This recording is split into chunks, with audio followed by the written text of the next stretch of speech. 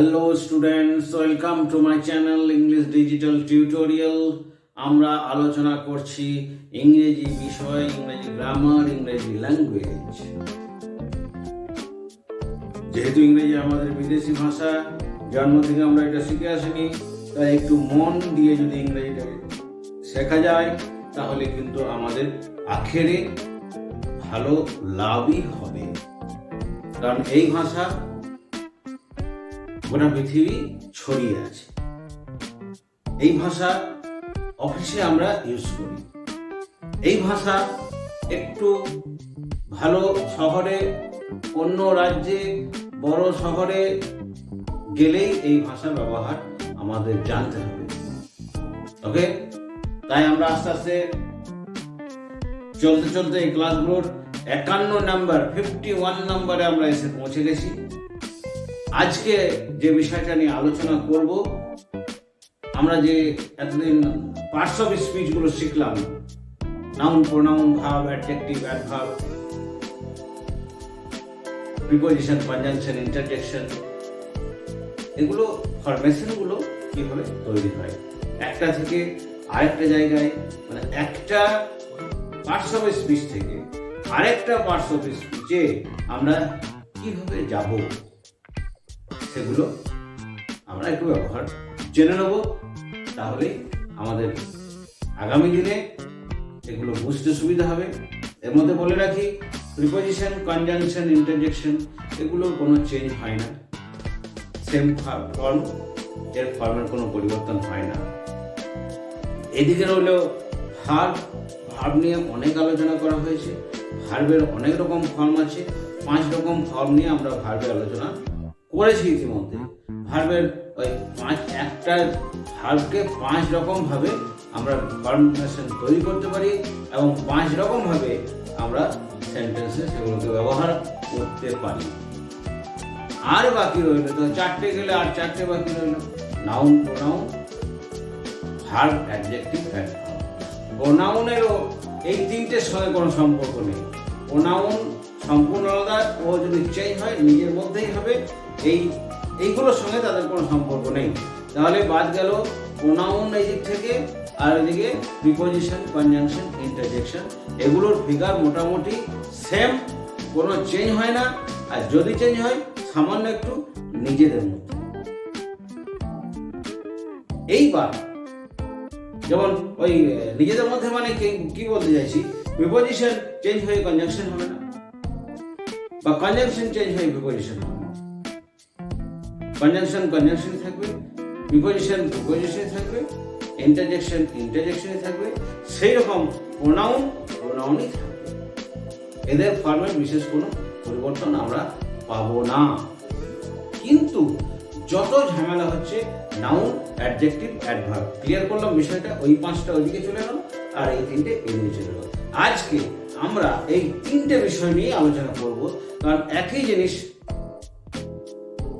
সেটা কখনো চলে যাবে অ্যাডজেক্টিভ হিসাবে, কখনো চলে যাবে অ্যাডভার্ব হিসাবে, আর ভার্বটাও আসে মাঝে মাঝে, সেটাও আমরা জানাবো। তো এইভাবে এই ফরমেশনগুলো পরিবর্তন হয় এবং এগুলো কিভাবে, কেন, কোথায় বা কিসের একটা শর্ট লিস্ট আমরা তৈরি করেছি। মোটামুটি যেগুলো ন্যাচারাল ব্যাপার, যেগুলো সাধারণভাবে ঘটে থাকে, সেইগুলোর একটা লিস্ট তৈরি করেছি। আমরা লিস্ট তৈরি করেছি নাউন এবং অ্যাডজেক্টিভের। নাউনের শেষে এবং অ্যাডজেক্টিভের শেষে স্পেশাল কিছু ওয়ার্ড দেখা যাবে যে এগুলো যদি যুক্ত আছে তাহলে এগুলো অ্যাডজেক্টিভ, আর এগুলো যদি যুক্ত থাকে এটা নাউন। নাউনকে আমরা কিভাবে চিনব? আমাদের কথা হচ্ছে এটা যে নাউন, এটাকে কিভাবে চিনব? বা ভার্বের সাথে অথবা অ্যাডজেক্টিভের সাথে বা কারোর সাথে লাস্টে এইগুলো যুক্ত করে এটাকে নাউনে চেঞ্জ করা যায়। যেমন ক্রিয়েট একটা ভার্ব, CREATE। ক্রিয়েট মানে হচ্ছে তৈরি করা। ভার্ব ওটার সঙ্গে ও আর যুক্ত হলে ক্রিয়েটর, মানে যে লোকটা তৈরি করছে তাকে বলা হয়। রাইট, তার সঙ্গে ইয়ার যুক্ত হচ্ছে রাইটার। রাইট মানে লেখা, ভার্ব। রাইটার ইয়ার যখন হয়ে গেল লেখক, সে হয়ে গেল নাউন। এইরকম আমরা ইয়ার কোথাও কোথাও ও আর, কোথাও SION, কোথাও TION, তার একটা বৃহৎ লিস্ট আমরা এখানে দিয়েছি। ION, SION, TION, SHIP, MENT, HOOD, hood, MENT mend, DOM dom, NESS ness, এরকম আছে IST, ISM, ITY, CY, ANC, ENC, ER, EEN, EE, OR, URE, ASC, TH, IAN। এইগুলো মোটামুটি কোনো ওয়ার্ডের শেষে বাক্যে ব্যবহৃত হচ্ছে সেই সকল ওয়ার্ডের শেষে যদি আমরা দেখতে পাই, তাহলে নিশ্চিত রূপে চোখ বন্ধ করে আমরা ধরে নেব ওগুলো হচ্ছে নাউন। ওকে, সেই রকম অ্যাডজেক্টিভেরও আমরা কিছু লিস্ট এখানে দিয়েছি। অ্যাডজেক্টিভের যে লিস্টগুলো আমরা দিয়েছি সেগুলো সেম নাউনের মতোই। যদি আমরা দেখি যে এর পেছনে লাস্টে, ওয়ার্ডের লাস্টে ANT, ENT, ARY, ORY, ABLE, IBLE, LESS, IBE, ISH, IC, FULY ও UAS AL, এগুলোর মধ্যে কোনো একটা যদি ওয়ার্ডের শেষে যুক্ত থাকে বা দেখতে পাওয়া যায়, তাহলে আমরা চোখ বন্ধ করে বলবো যে এটা হচ্ছে অ্যাডজেক্টিভের উদাহরণ। এটা হচ্ছে অ্যাডজেক্টিভের উদাহরণ। যেমন রেসপন্সিবল, RESPONSIBLE,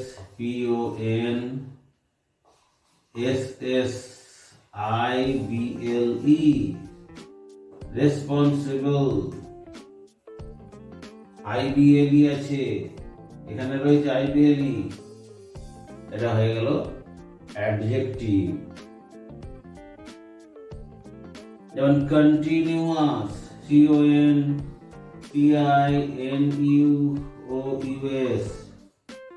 কন্টিনিউয়াস, OUS আছে, OUS, এটা হয়ে গেল অ্যাডজেক্টিভ। এইরকম ভাবে আরো প্রচুর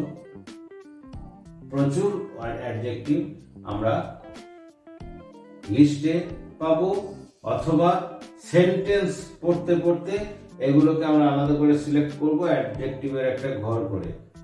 এখন আমি নাউন বললাম, অ্যাডজেক্টিভ বললাম, স্বাভাবিকভাবে প্রশ্ন উঠতে পারে অ্যাডভার্ব এখানে লেখা নেই কেন?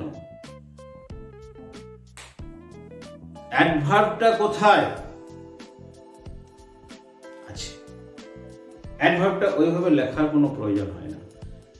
মোটামুটি 98% অ্যাডভার্বে লাস্টে LY যুক্ত থাকবে। অ্যাডজেক্টিভ প্লাস LY সমান হচ্ছে ADV, অ্যাডভার্ব। এটুকু মাথায় রাখতে হবে। আর অ্যাডভার্বের জন্য আলাদা কিছু লেখার কোনো প্রয়োজন থাকছে না। অ্যাডজেক্টিভের সঙ্গে LY যোগ করে দিলে সেটা হয়ে যাবে অ্যাডভার্ব। কতগুলো উদাহরণ আমরা যদি দেখি তাহলে এগুলো আরো ক্লিয়ার হয়ে যাবে। উদাহরণ আমরা এগুলো দেখছি। অ্যাডজেক্টিভ থেকে অ্যাডভার্ব আমরা তো মুখে বললাম, কাজে কি হচ্ছে? এইদিকে আমরা লিখছি অ্যাডজেক্টিভ,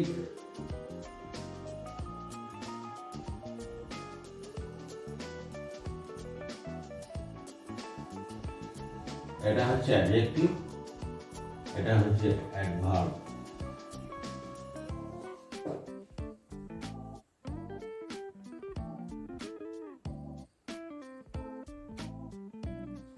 কন্টিনিউয়াস আমরা বললাম,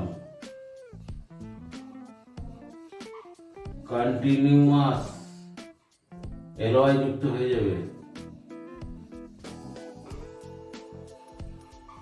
কন্টিনিউয়াসলি। সিরিয়াস,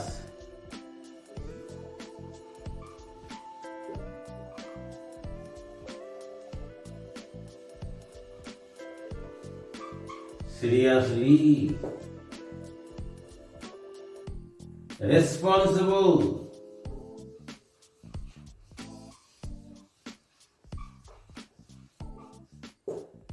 এখানেও এলো ভাই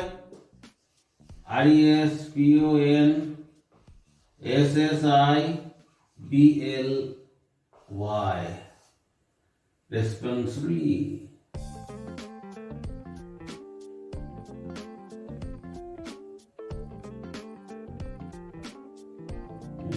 আরো আরো প্রচুর উদাহরণ আছে।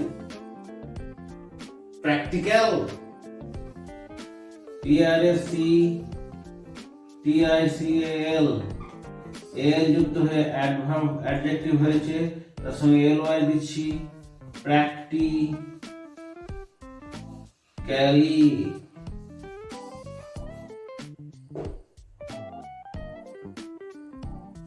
প্র্যাকটিক্যালি এরকম ঝুড়ি ঝুড়ি অ্যাডজেক্টিভ, ঝুড়ি ঝুড়ি অ্যাডভার্ব আছে, কারণ বিভিন্ন সেন্টেন্সে এগুলো বারবার আমরা আমাদের মনের ভাব প্রকাশ করার জন্য ব্যবহার করে থাকি। ঠিক আছে, এই হলো নাউন, অ্যাডজেক্টিভ, অ্যাডভার্বের বিষয়। এইবার ওই ভার্বের সঙ্গে ইআর, ওআর এই সবগুলো যোগ করে নাউন করে নেওয়া যায়। এটা ভাবে প্রচুর আছে, সেগুলো আস্তে আস্তে গ্রামার বই থেকেও কিছু লিস্ট, অগুন্তি লিস্ট আছে, জাস্ট এগুলো পড়ে নিতে হবে। বিষয়টা কি ধরনের জিনিস আমরা বুঝিয়ে দিলাম। কি বোঝালাম? যে প্রোনাউন, প্রিপোজিশন, কনজাংশন, ইন্টারজেকশন এগুলো এমন কিছু এর সঙ্গে রিলেশন না। নাউন, অ্যাডজেক্টিভ, অ্যাডভার্ব এগুলো রিলেশন রয়েছে, কার সঙ্গে কি যোগ করলে কি হলে সেগুলো আমরা বলবো। প্লাস ভার্বের সঙ্গেও মাঝে মাঝে এরকম ধরনের একটা সম্পর্ক থেকে থাকে। এইভাবে আমরা এই জায়গাগুলো শিখে নিলাম আজকে। পরের দিন পরের ক্লাস অবশ্যই একটু অন্য স্বাদের, অন্য ধরনের হবে, এবং অপেক্ষা করো, সঙ্গে থাকো। ভালো লাগলে বিষয়টাকে আরো 5 জনের কাছে পৌঁছে দেওয়ার জন্য লাইক, শেয়ার, কমেন্ট অবশ্যই করতে হবে, এবং চ্যানেলটাকে সাবস্ক্রাইব করতে হবে। নিজেরা এবং অন্যদের পড়াশোনার জন্য উৎফুল্ল করতে হবে। পড়াশোনাই হচ্ছে এমন জিনিস যা অন্যকে দেখালে, অন্যকে বুঝিয়ে দিলে সেটা কমে না, তার পরিধি বিস্তার ঘটে। কিরকম? তার মধ্যে একটা জ্ঞানের সঞ্চার হয়, আর যে বোঝাবে তারও আরেকবার বিষয়টা রিপিটেড হয়ে যায়, আরো পরিষ্কার হয়ে যায়। আমরা একটা পড়া মুখস্থ করার পর সেটাকে তো ছেড়ে দিই না, সেই পড়া মুখস্থ করার পর সেটাকে আবার পড়ি, আবার লিখি, সেই মুখস্থটা আরো সুন্দর হয়ে ওঠে। সেরকম পড়াশোনাটাও তাই বারবার একই জিনিস পড়তে পড়তে সেটাও আরো সুন্দরভাবে, আরো সহজভাবে হয়ে থাকে। ঠিক আছে, পরের দিন পরের অন্য কোনো বিষয় নিয়ে আবার দেখা হবে। Till then, bye by.